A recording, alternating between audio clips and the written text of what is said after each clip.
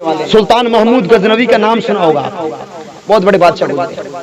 हाँ, हिंदुस्तान जब यहाँ पर हमला किया था, पृथ्वीराज चौहान या कोई और बादशाह था, उसके किले पर 17 बार हमला किया, 17 बार हार गए।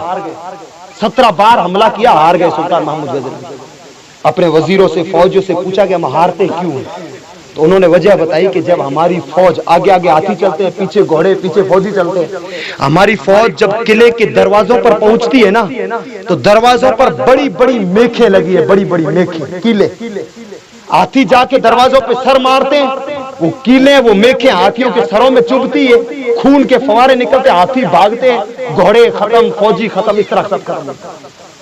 सुल्तान महमूद गजनवी बड़े हैरान और परेशान है। रात को सोए, दुआ मांगी, किस्मत का सितारा बुलंद होता है, ख्वाजा गरीब नवाज का दीदार होता है, ख्वाजा मोइनुद्दीन की जियारत होती है। आप अर्ज करते हैं, हुजूर मैं दीन के लिए लड़ रहा हूँ, 17 हमले किए, हार गया, आखिर माजरा क्या है? मैं दीन के लिए लड़ रहा हूँ, फतह क्यों नहीं हो रही?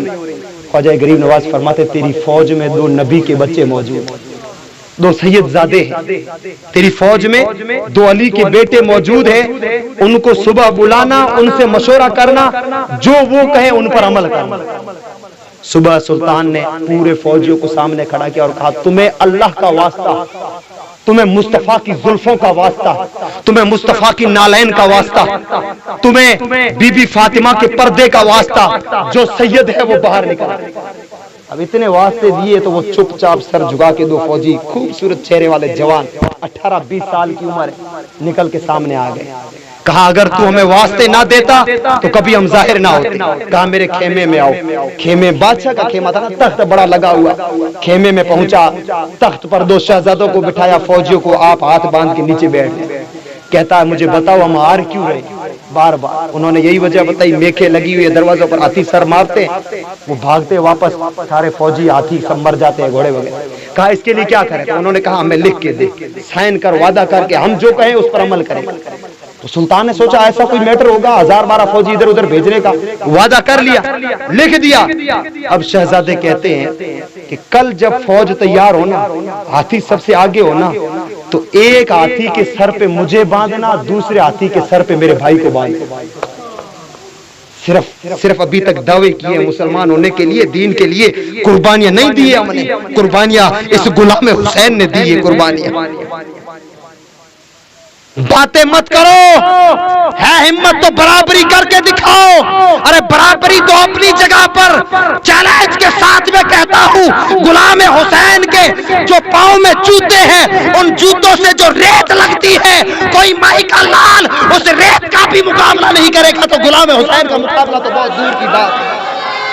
अल्लाहू अकबर,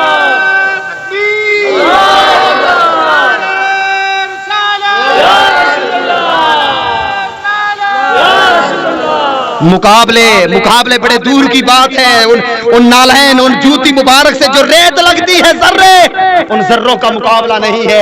ये हम सिर्फ दीन को पढ़ते हैं, ये दीन पर अमल करके दिखाते हैं। वो शहजादे कहते, कल जब लश्कर जाए तो एक आसिफ के सर पे मुझे, दूसरे पर मेरे भाई को बांधना। बादशाह कांपने लग गया, अल्लाह अकबर, क़यामत के दिन मुस्तफा को मुंह क्या दिखाऊंगा, इतना मैं नहीं कर सकता, मुझे माफ करें।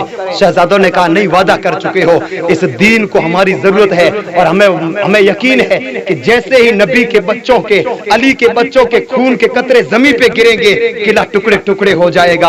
अल्लाहू अकबर।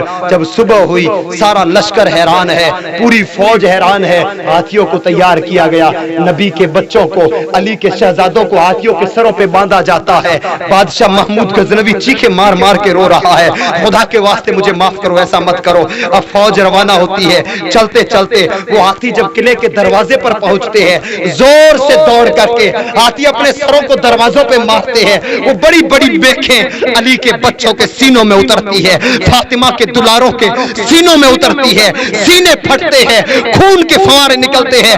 खून जैसे ही ज़मीन पे गिरता है, ज़मीन पे ज़लज़ला आता है, किले की दीवारें गिर जाती है, दरवाजे टूट जाते हैं, मुसलमानों के लश्कर महल के अंदर दाखिल होते हैं और इस्लाम का झंडा गाड़ के किले को फतह कर लेते हैं। کیا ہم مقابلہ کریں گے؟ اللہ تعالیٰ کا کرم ہے کہ اللہ تعالیٰ نے ہمیں اہل بیت کا غلام بنایا ہے، محبتیں ہیں ان کی ہمارے دلوں میں۔ اللہ تعالیٰ ہمیں آپ سب کو ان کی زندگیوں پر عمل کرنے کی توفیق دے، ان سے محبتیں کرنے کی توفیق دے۔ اللہ کرے جب تک زندہ رہے، شاعر کہتا ہے الہی بہت کے بنی فاطمہ کہ بر قول ایما کنی خاتمہ، گر دعوتم رد کنی ور قبول، منو دست دامان آل رسول۔ اے اللہ چاہے تو میری دعاؤں کو قبول کر، چاہے رد کر دے، لیکن قیامت کے دن جب میدان محشر میں آؤں گا نا تو اس غلام حسین کا دامن پکڑ کے آؤں گا، ان کے بچوں کا دامن پکڑ کے آؤں گا، علی کے بچوں کا دامن پکڑ کے آؤں گا۔ مجھے بھروسہ ہے کہ علی کے بچوں کو تو جنت دے گا، جب علی کے بچے جنت میں جائیں گے یہ مجھے بھی میرے ساتھ۔ اللہ تعالیٰ ہم سب کو نیک توفیق دے۔ اللہ تعالیٰ فرماتا ہے قُلْ لَا أَسْأَلُكُمْ عَلَيْهِ أَجْرًا إِلَّا الْمَوَدَّةَ فِي الْقُرْبَى، اے حبیب فرما دو اپنی امت سے کہ میں جو دین لے کے آیا ہوں نا، ان پر پیسے، کھیتی باڑی، فصلیں، بوریاں نہیں مانگتا ہوں۔ کیا سوال کیا میرے نبی نے؟ صرف ایک، میرے بچوں سے جو قیامت تک آنے والے ہیں ان سے کیا کرو؟ ان کی محبت مانگی، کچھ نہیں۔ اس میں بھی ہمارا ہی فائدہ، ان کی محبت میں بھی ہمارا ہی فائدہ۔ میرے آقا فرماتے ہیں من مات علی حب آل محمد صلی اللہ تعالی علیہ وسلم مات مومنا، کہ جس انسان کو نبی کی اولاد کی محبت میں موت آتی ہے اللہ تعالیٰ اسے سچا مومن بنا کے موت دیتا ہے۔ اور ایک حدیث پاک میں آتا ہے کہ من مات علی حب آل محمد صلی اللہ تعالی علیہ وسلم، جس انسان کو اہل بیت کی محبت میں موت آتی ہے اللہ تعالیٰ مرنے کے بعد اس کا ٹھکانہ جنت بنا دیتا ہے۔